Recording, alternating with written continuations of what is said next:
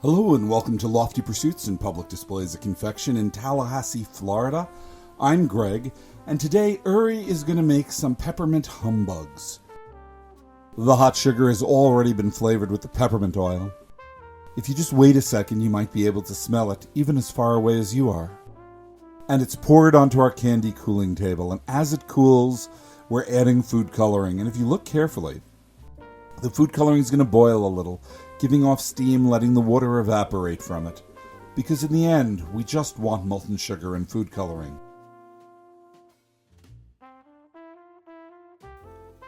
Now, we've talked about humbugs in the past. In one of our earlier videos, number 48, Victorian Steampunk Humbug Candy. And in that video, we talk about how the candy, called a humbug, which we're making, is related to the bah-humbug of Ebenezer Scrooge in A Christmas Carol. So take a gander at it when you're done with this video. It's going to cover sort of the dark side of candies in the 1800s. It's a story about how candies can kill, and I'm not talking about sharpened candy canes. And it's tied into some of the darkest points of American history. So as the candy cools and gets flipped and dripped to cool it down faster, the story I have to tell happens on October 30th, 1858. At the beginning of the holiday season in England. Specifically, it happens in the Green Market in central Bradford, now the site of Bradford's Arndale Center. I guess I should give some context here. Sugar is expensive at this point, very expensive. It comes from the Caribbean, and it's traded for slaves that are brought over from Africa. The sugar goes up through the east coast of the United States. Some of it gets dropped off in Boston and Philadelphia and turned into rum that's sent back to England. Some is shipped directly to England, and this sugar probably came from that. This happened before a major change in 1874.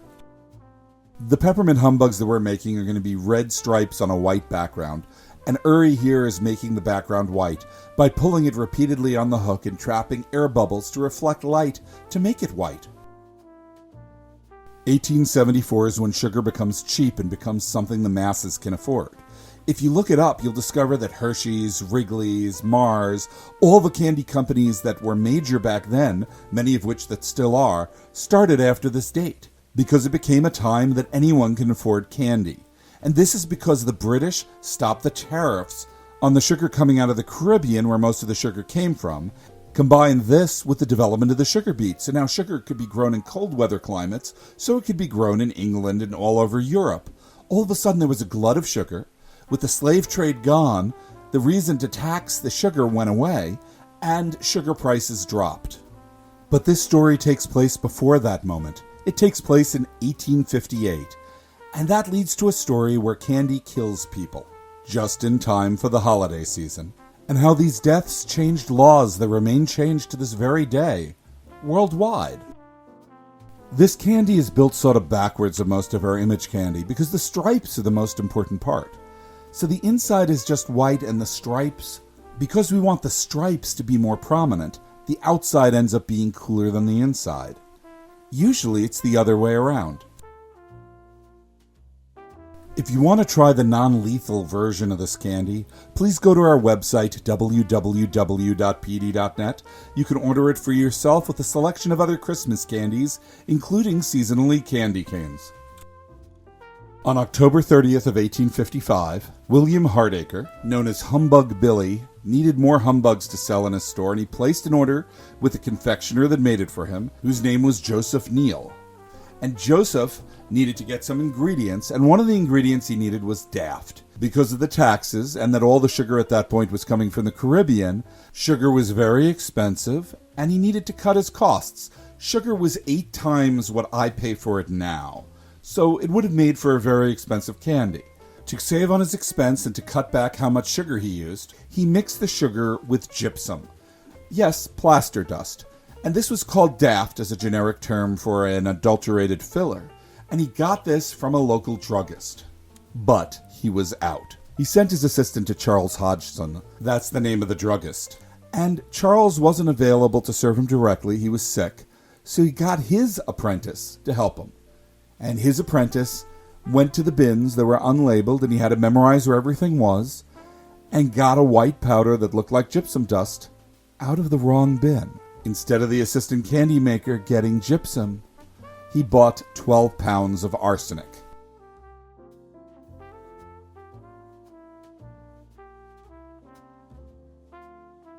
Uri is making stripes, 3 thin stripes, 3 thick stripes. This is the same pattern that we use for peppermint candy canes. And he needs 2 sets of it, but he only has 1. Fortunately, candy can stretch, and he can stretch it out and get twice the number of stripes. Just what he needs. James Appleton, an experienced candy maker and an employee of Neil, actually makes the humbugs. And even though he's experienced, he misses that this is arsenic. He knows something's wrong with the texture, but sometimes batches of candy just come out a little weird. Humidity, seed crystals, and he pushes the batch through. And he drops off the scene at this point because he spends a few days ill, and his fingers are numb and tingling. Arsenic poisoning, I guess, through the skin. But he didn't realize it was caused by the candy making. Hardacre gets the candy, and he notices they're a little different too. And he uses this to negotiate a bigger discount on the 40 pounds of humbugs that he gets for his stall. And that night, he puts them out for sale.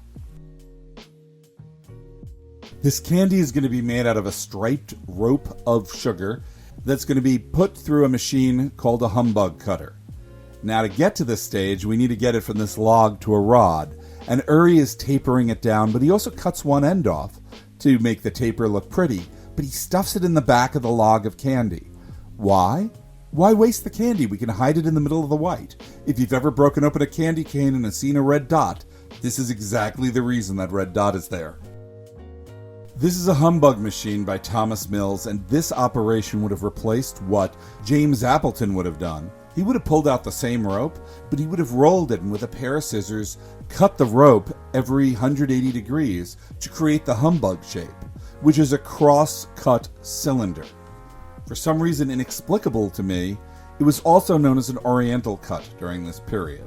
This machine duplicates this cut mechanically and makes the pretty shape known as a humbug that also gives more surface area so that you have more of a pow of flavor when you taste it. This machine was patented about 1874, and I'll get back to why that's important. William Hardacre's one night of sales led to 21 deaths and 200 people being injured and taking ill. Since the first victims were children, they thought it was cholera, and it took a while for them to trace the source back to Hardacre's stall.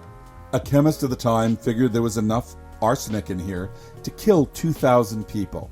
Fortunately, not all of it was sold. And of course, the candy maker, the retailer, everyone was arrested, but it was shown that the retailer had nothing to do with the candy.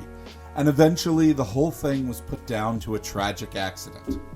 But it changed the laws of the time.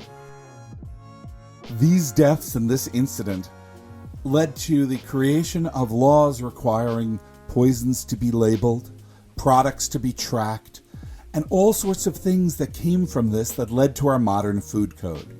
Before this, there was almost no oversight. From this moment forward, oversight grew first in England and then in other countries like the United States and most of Europe.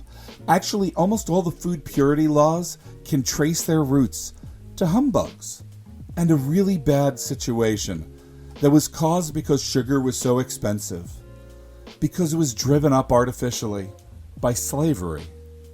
I wish I could say there was a good part of this story in any point. Lofty Pursuit's unadulterated humbugs come in an assortment of 3 flavors, and they're all mint. This is our mint assortment. The traditional peppermint, the green is spearmint, and the blue is wintergreen. So you can get all the great mints mixed together in one bag at Lofty Pursuits. If you enjoyed this video, please subscribe to us here on YouTube and ring the bell, like us on Facebook and Instagram, and of course, you can try this candy for yourself at our website, www.pd.net, and if you're ever in Tallahassee, come to visit. We're right off I-10 on Thomasville Road. We're open 7 days a week, and while we don't make candy all the time, we make it a lot, and you may be lucky enough to catch us making candy when you come by. Thank you for watching, and we'll see you in the next video.